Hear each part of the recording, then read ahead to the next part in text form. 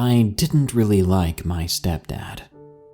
He wasn't a bad guy, I just didn't know him very well. And he took my dad's place, which didn't really sit well in my head or my heart. You see, my dad died while exercising one day. He was an avid jogger. He seemed so healthy to everyone, but the next thing we knew, an ambulance was driving down the street, racing to my dad's lifeless body. I believe it was an aneurysm. Not really sure what caused it though. A couple of years later, my mom, being lonely, found someone new, someone I didn't want to accept. Craig was a nice guy.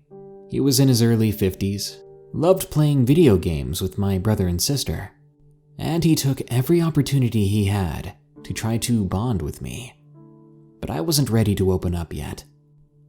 Not even when my mom offered that the two of us take a weekend to go hiking in the mountains. She'd been wanting Craig to get more in shape. He wasn't nearly as in shape as my dad. Then again, neither was I. But I did enjoy the outdoors.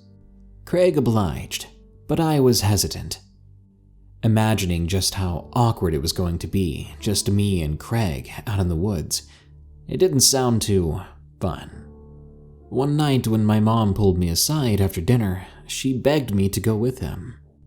I was 17 years old, and I would be graduating next year, moving out of state for college. She dreaded the idea of the two of us not knowing each other very well, not getting along. So, to make her happy, we began planning a trip to the mountains. It was nearly fall, right before school started back up. We were carrying big bags equipped with a tent, some flashlights, batteries, fire starters, because we weren't going to be able to do that castaway style. Craig had also gone shopping and bought some MREs and a bunch of astronaut treats, those freeze-dried ice cream bars and candy bars and such. He thought it'd be fun to pig out on them the first night, after we got a camp set up, of course. To be quite honest, seeing him so excited to go hiking with me, it really helped me loosen up on the trip. We soon pulled up at the start of the hiking trail on a Friday evening. It was a couple of hours until sundown, but there were plenty of places along the trail to camp at, so we weren't worried about not being able to find a spot fast enough. As we were unloading the gear from the truck, another truck pulled up next to us. A father and his two sons who appeared to be going fishing down by the nearby river. As the two of us got started along the trail, I looked back one last time before the trees enveloped my view of the parking lot. I saw the father and the kids unloading some fishing rods when the father asked the kid, who appeared to be his oldest or biggest son, to grab the tackle box under the back seat. By then, the trees around us had overtaken our view.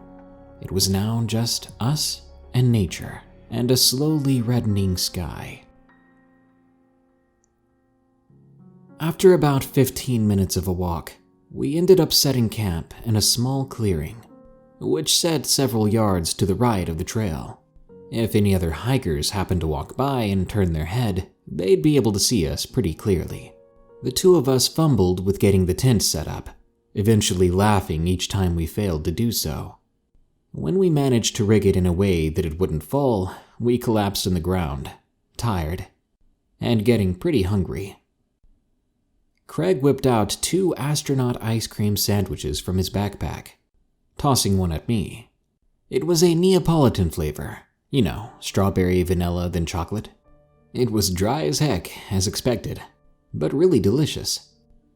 I see some kindling back there not too far behind you. Would you grab it? We'll get a fire going. Craig requested. I nodded and did as he asked.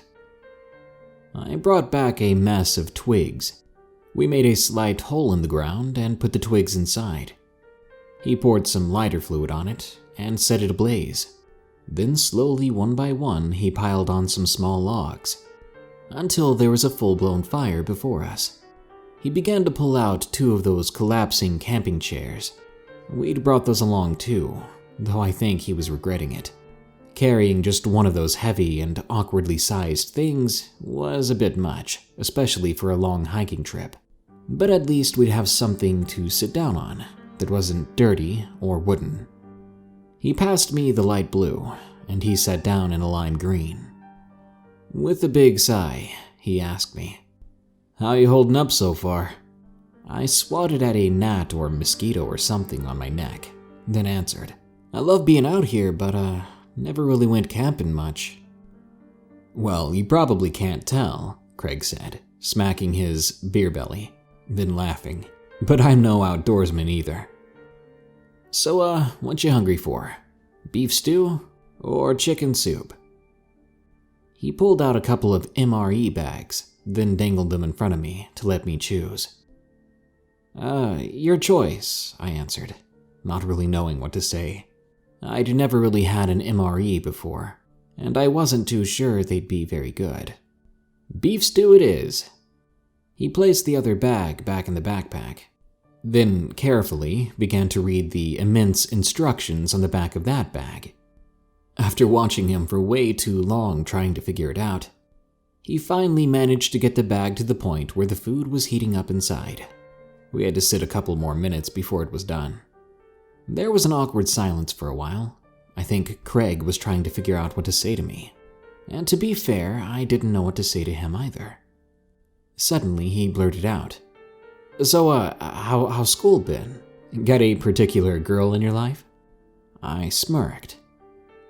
I don't know why, but him asking me that, it made me feel irritated. Sure, hiking along the way here and chatting it up and cooperating has been fine for me. But I think it was because those activities weren't exclusive to a father and son. But when he asked me about school, it reminded me of how my dad would ask how school was after I'd come home, and I didn't like that.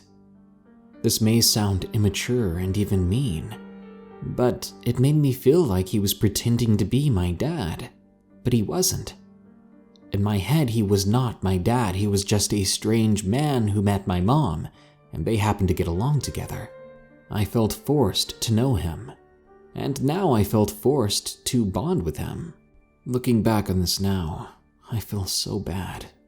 But back then, my head was filled with anger, rebellion, and the only thing I could think to say was, "That's not your business, Craig." "Oh, no, I'm sorry. I understand, but..." Craig apologized swiftly, his sincerity stumbling out as words I couldn't piece together. Eventually, he caught up with himself and breathed in real deep. "What I meant to say was, I know, maybe that was a personal question. I want to be your friend first. I know I'll never be your dad. I know that. But I do want to be your friend. Is that okay?" I suddenly felt guilt for reacting the way I did, but that was soon replaced with feeling embarrassment for myself. I felt stupid, and I felt awkward. I wasn't ready for the sudden heart-to-heart. I began to stand up, when suddenly, something landed right in front of us, landing right on the fire and putting it out all at once.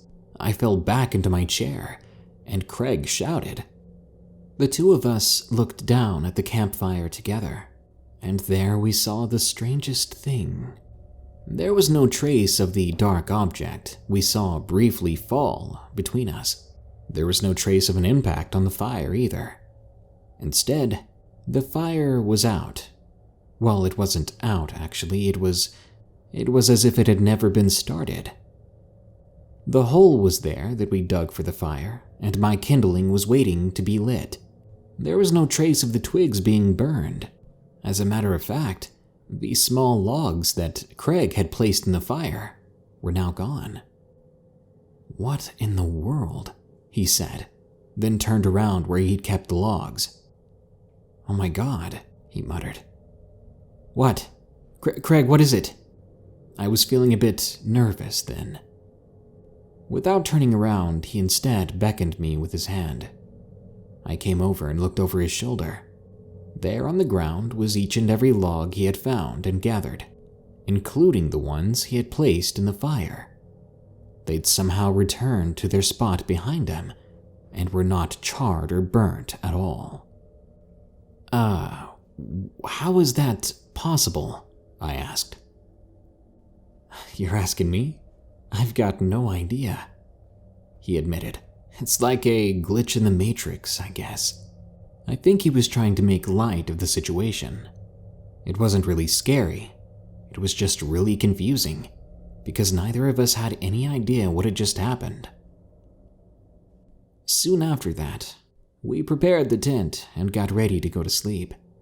As we got cozy in our sleeping bags, just when things were supposed to get quiet, we instead heard a noise in the distance, sounding like it was coming from above us, like it was coming from the sky. The noise was like a metallic hum. It was one note, playing slowly for the next hour. We sat there listening to it, wondering what it could be from. I guessed it was a plane or something, but there weren't any airports or bases near us. If it was a plane flying overhead, it would have been long gone in a couple of minutes. Craig made a joke about it being just a really weird bird.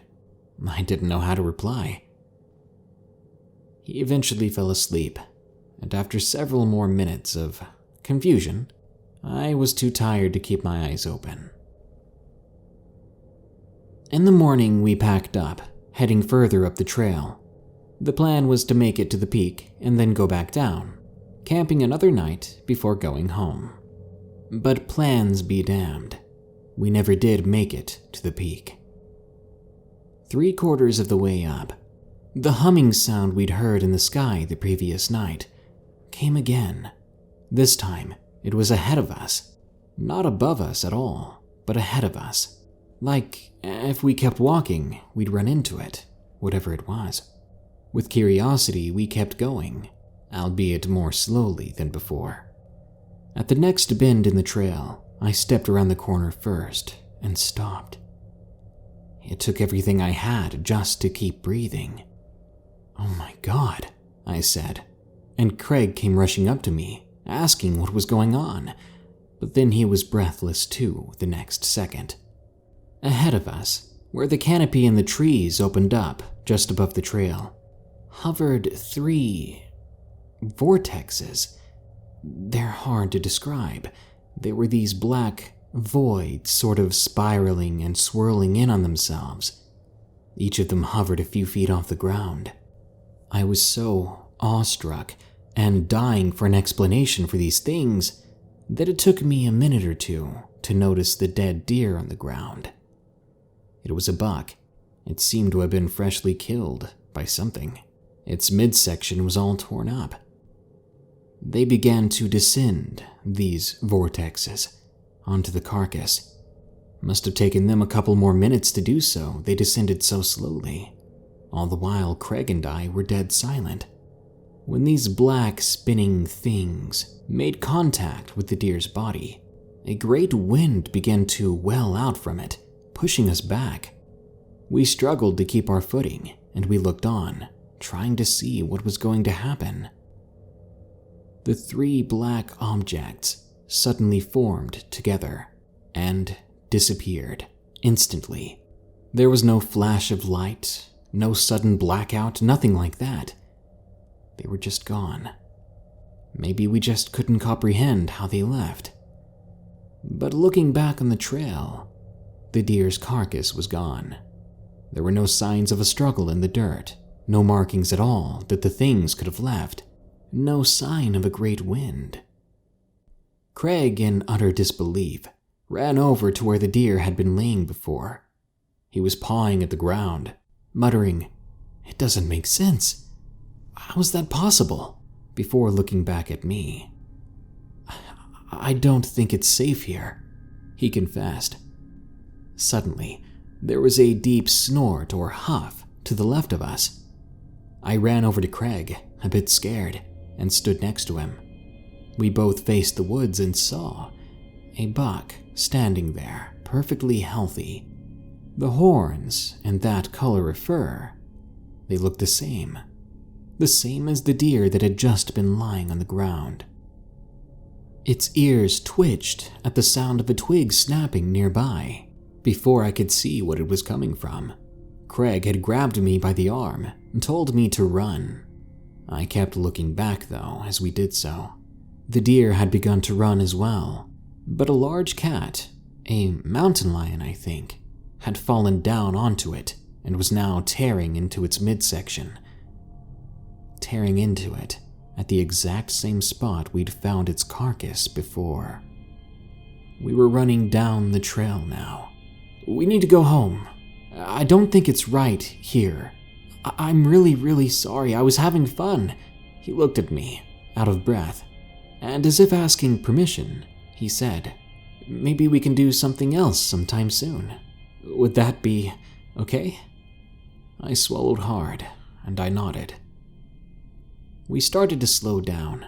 We were exhausted now, and it was almost dark again. "I'm not sure where we are," Craig said. "I've got no idea how close we are to the bottom." I sighed. "I don't either, and I really don't want to get lost. Maybe we should set up camp again. We could keep going in the morning." Craig thought it over for several seconds. I may have suggested it, but I had no idea if it was the right decision. We didn't know what the black things were, or if they were even alive. Didn't know if they were dangerous. We just felt weird about the whole thing. Yeah, you're right. We'll stay another night, and in the morning, we'll find our way back down. We set up the tent again. We were much more efficient this time. We got some firewood and had a fire going pretty quick. This time the fire was much bigger. Guess we both had a newfound fear of the dark out here. We didn't say anything to each other the rest of the night, and when we went to bed in the tent, we made sure not to put the fire out this time. We just had to have a nightlight. Before we went to sleep though, there was one thing said. From his sleeping bag, Craig said to me, "Good night. I'll make sure to get you home safe tomorrow, I promise." Once again, that feeling of being told something that my dad should be telling me came over me. A bit of anger bubbled to the top, and I couldn't help but reply, "I'm not your responsibility, you know. You don't even have to be here." Craig didn't say anything after that, but I could feel that he wanted to. He just didn't know what to say. And just as before, I immediately felt guilt and embarrassment. Until I fell asleep, I kept repeating in my head, "I shouldn't have said that." I woke up in the middle of the night, and as soon as I heard what had woke me up, my eyes grew wide. It was the humming sound again. It was close, but quiet. I sat straight up and reached over to wake up Craig, but his sleeping bag was empty. When I turned to face the entrance to the tent, the flap was open. I slowly poked out my head and I looked around. Didn't take me long to see that Craig was standing just beyond the campfire.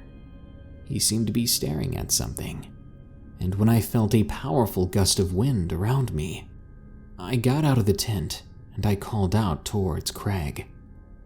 "Are you all right?" I asked. He didn't reply or move. I ran up to him and grabbed him by the shoulder, but he didn't budge. And then I saw what was before him.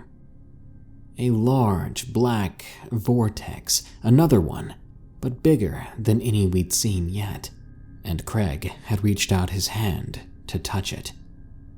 Just before it made contact, I tried to blurt out to tell him to stop. I was even a second away from yanking on his shoulder to separate him from the thing, but it was too late. He touched it. The vortex disappeared, and Craig was gone. One moment, I felt his warm shoulder under my palm, and the next moment, I was latching on to nothing but the night air. Tears welled in my eyes, and then I remembered before. When this happened at the campfire, the logs had just appeared where they were. And when it happened to the deer had reappeared where it had been. I ran around the campsite, but Craig was not there. I ran up and down the trail for 20 yards or so, but Craig was nowhere to be seen. I went back to the campsite and crawled into the tent just to check, and there he was. Craig was in his sleeping bag, but his eyes were wide open, and they were looking straight up. "Craig, are you okay?" Craig didn't even blink. From the movement of his sleeping bag, his chest rising and falling underneath, I knew he was alive, but he wasn't responsive. I waved my hand in front of his eyes, trying to get him to flinch, to blink, to respond in some way, but he wouldn't budge. Worried and morbidly curious, I crawled up right next to him, looked him in the eye, and slowly lowered my finger. I must have been only a millimeter away from touching his eyelid when I pulled my finger back. He wasn't going to respond to me. It was like he was catatonic. I was crying full on now, tears dripping onto Craig's sleeping bag. I kept calling out to him, even shook him, but nothing would happen. What had he done? Why did he touch that thing? And the last thing I said to him, I told him he didn't have to be here. Guilt had risen up in me more than ever before. I packed up everything, then searched Craig's bag for a cell phone. He hadn't brought one, because he didn't want any distractions from spending time with me. And I didn't have one because I'd simply forgotten to bring it. Great. When all that was left to pack up was the tent and Craig's sleeping bag, which I obviously wasn't able to, I tried to pick him up, but he was bigger than me. I tried to drag him, but that wasn't going to work. I hated the idea of it, but I knew that if I was going to get help, I'd have to leave him here.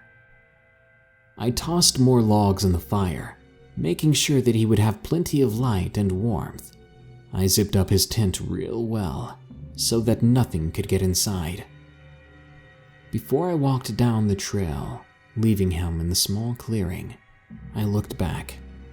Then I whispered, "I'm sorry." I took off running down that mountain, but the trail seemed longer than it had before. I ran and ran, tumbling a few times at the weight of my backpack. Soon it was sunrise, letting me know that I'd been running for literally hours, even though the trip up to the highest point, where we'd found the deer, had taken no less than 3 or 4 hours of hiking. How could I have run several hours straight downhill and not be at the bottom? There was something truly wrong with this place, and I was soon struggling with the idea that I might not ever make it back. Soon the sun was high in the sky, and I was still running. I had no idea where I was getting the energy. I must have been crying the entire night. My eyes and my cheeks were sore, where tears had fallen and dried up. My face felt like a swollen mess. Just when I thought I was going to give up, I landed on a straightened and familiar part of the trail.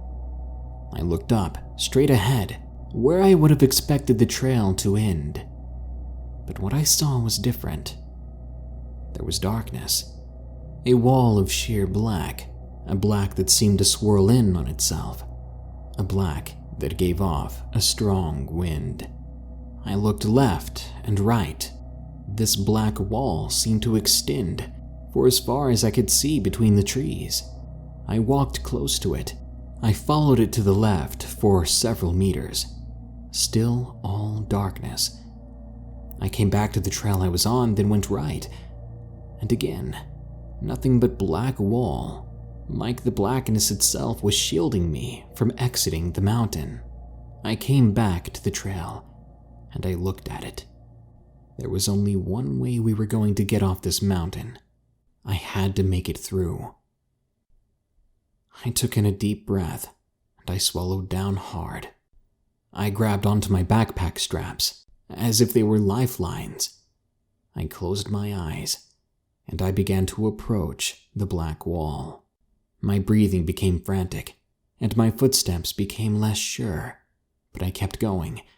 One step. The already strong wind got even more rough, as if it was trying to pry open my eyelids, but I kept them closed. 2 steps.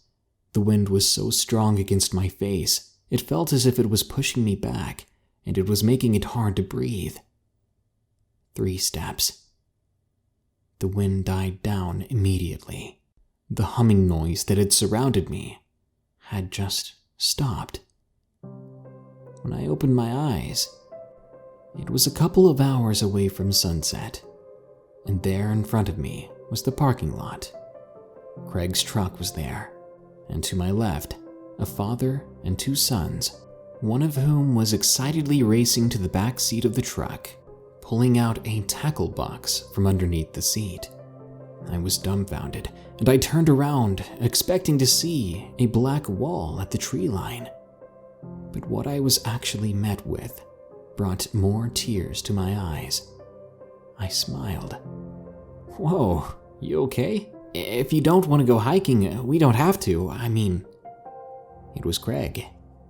Happy and healthy and ready to begin our hike. It was like nothing ever happened. Not wasting another moment, I went with what he said. "Craig, I'm feeling really sick. I think we need to go home." He hadn't realized I would take him up on his offer, so he started to ask if I was sure. He frowned, obviously disappointed. "Are you sure? Maybe we can wait it out and you'll feel better." Shoving my tongue in the back of my throat and forcing myself to think about everything that had happened, I was able to make myself vomit. "Okay, let's get back in the truck. We'll just go hiking another time." He helped me back to the truck. I sat in the passenger seat. Then he got in the driver's seat. His look of disappointment was worse now. I wiped my mouth and caught my breath. When I settled down, I looked at him and touched his shoulder. The same shoulder I'd latched onto when he disappeared. I told him, I'm not trying to get out of it, I promise. How's about we do something else this weekend? I think it'd be a lot of fun. Just the 2 of us." He looked at me and smiled. He seemed relieved. "Yeah, that sounds like a lot of fun."